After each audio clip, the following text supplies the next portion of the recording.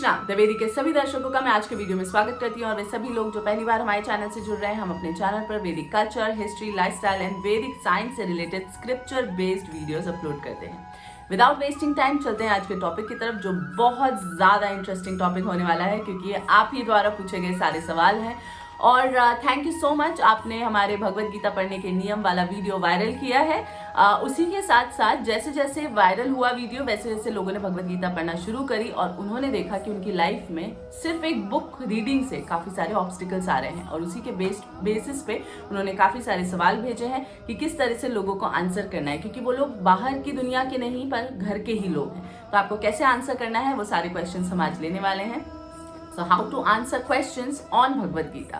तो लेते हैं आज का पहला सवाल। तो पहला सवाल है कि आप अगर शादीशुदा हैं तो आप भगवत गीता मत पढ़िए क्योंकि वैराग्य आ जाएगा या आप संन्यास ले लेंगे। तो देखिए, जब ऐसे सवाल आते हैं तो मुझे थोड़ी हंसी आती है लोगों पर, क्योंकि भगवत गीता में वैराग्य और संन्यास शब्द का जो इस्तेमाल हुआ है वो हुआ है आपकी मटीरियल डिजायर, मतलब जो आपकी भौतिक सुख सुविधाओं रूपी जो डिजायर्स हैं, जो इच्छाएं हैं, उन पे वैराग्य या उन पे संयम रखने के लिए बात हुई है। ना कि बात हुई है कि आप वृंदावन चले जाइए या हिमालय में चले जाइए और आप वैराग्य लीजिए या संन्यास लीजिए। तो यही फर्क पड़ता है जब हम एक बोनाफाइड गुरु, मतलब प्रमाणिक गुरु से सीखते नहीं हैं और अपना इंटरप्रिटेशन लगाते हैं, मतलब पढ़ के कुछ अपना ही मतलब समझते हैं। तो आप प्लीज जब भी भगवत गीता पढ़ रहे हैं आप किसी प्रमाणिक गुरु के सानिध्य में पढ़िए, भले ही आप उसको वीडियो के थ्रू पढ़िए, उसमें कोई प्रॉब्लम नहीं है।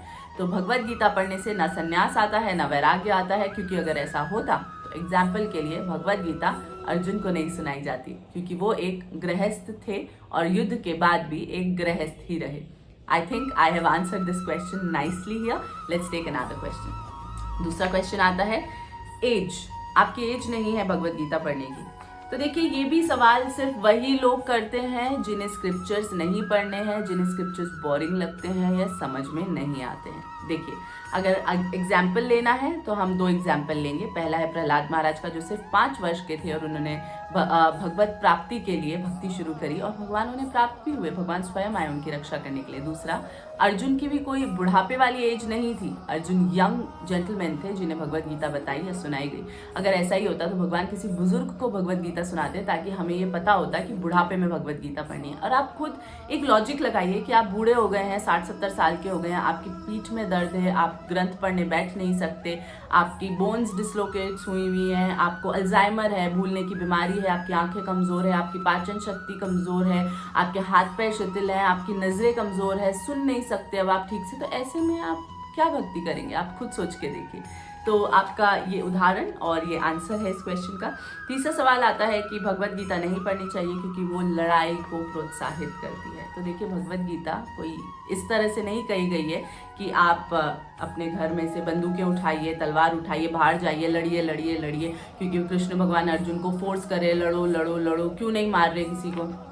भगवत गीता हमें अपने आप के लिए दी गई है, भगवत गीता हमारे लिए है। धर्म क्षेत्र कुरुक्षेत्र जो है भगवत गीता में, वो हमारी लाइफ है, और जो कौरव है वो हमारा मन, बुद्धि, वो हमारी जो नेगेटिविटी है उसके लिए बोला गया है। मतलब जो हम अपने आप से लड़ाई लड़ते हैं, बाहर की लड़ाई डिफरेंट है, हम जो अपने आप से लड़ाई लड़ते हैं एक धर्म के मार्ग पर अपने आप को रखने के लिए या प्रशस्त करने के लिए, उस लड़ाई की यहाँ बात हुई है।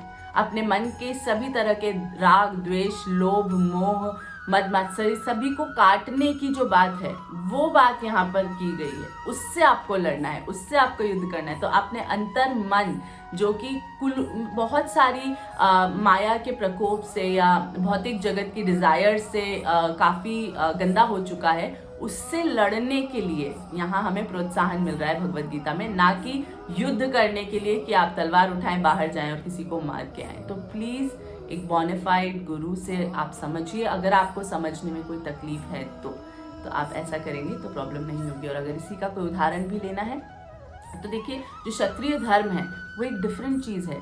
क्षत्रियों का तो धर्म है युद्ध करना, जो सोल्जर्स हैं हमारी बॉर्डर पे, लेकिन यहाँ पर भगवत गीता में आपको पर्सनली लेनी है Bhagavad Gita. It's life manual for you.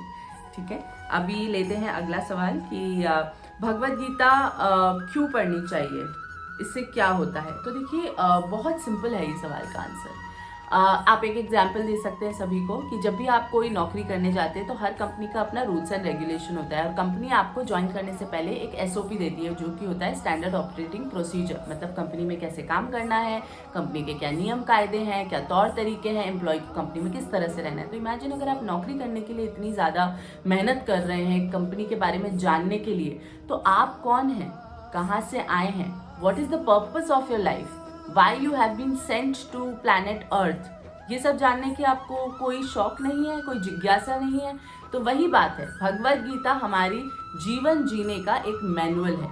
ये पूरा ग्रंथ हमारा सार है जीवन का। इसमें पता चलता है हम कौन है, कहाँ से आए हैं, क्यों आए हैं, क्या पर्पस है हमारी लाइफ का। तो यही सारे सवालों के जवाब आप इस तरह से सादगी पूर्वक लोगों को दीजिए, बिल्कुल गुस्सा नहीं कीजिए, क्योंकि उन लोगों को इस बारे में ज़्यादा नॉलेज नहीं है। अगर इसी से रिलेटेड कोई सवाल है तो आप जरूर से कमेंट सेक्शन में लिखिए, हम नेक्स्ट वाले वीडियो में उसे भी ऐड कर लेंगे। Thank you for watching. Hare Krishna.